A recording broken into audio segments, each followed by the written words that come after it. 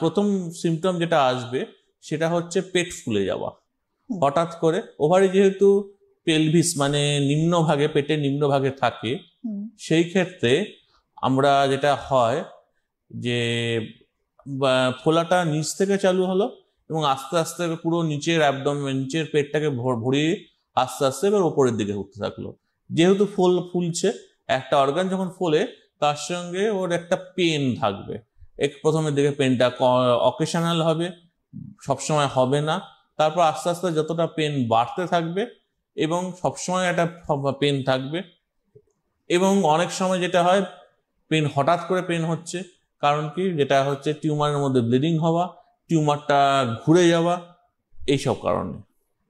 আরেকটা ইম্পর্টেন্ট বিষয় হচ্ছে ডিম্বাশয় ক্যান্সারের কিছু শ্রেণীর, এবং যারা খুব গুরুত্বপূর্ণ শ্রেণীর ডিম্বাশয় ক্যান্সার আছে, যাদের ক্ষেত্রে ডিম্বাশয়ে বড় টিউমার থাকে না অ্যাকচুয়ালি।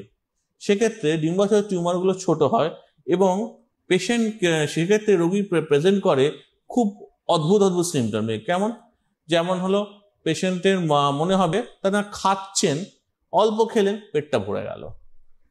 পেশেন্টের মনে হচ্ছে হঠাৎ করে গ্যাস অম্বল বেড়ে গেল, পায়খানা হচ্ছে না ঠিক করে, পেটটা ফুলে ফেপে উঠছে, খেলেই গলা বুক জ্বালা করছে, ওজন কমে যাচ্ছে, পেটটা ফাঁপতে আরম্ভ করছে জেনারেলি, পেটের মধ্যে জল জমে যাচ্ছে।